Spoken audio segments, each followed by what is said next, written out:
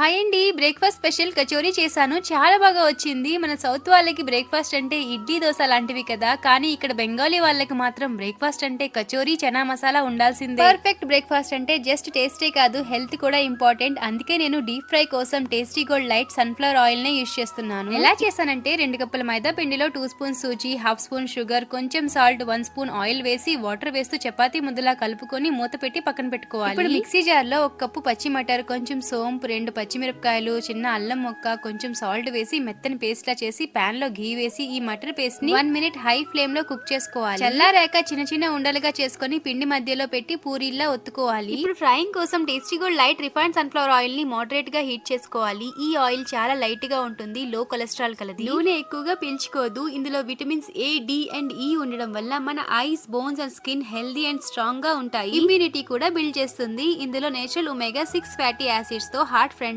And light meals ని enjoy చేయొచ్చు. హెల్దీగా ఉండాలి అంటే మీరు కూడా ఈ tasty gold light refined sunflower oil ని తప్పకుండా వాడండి.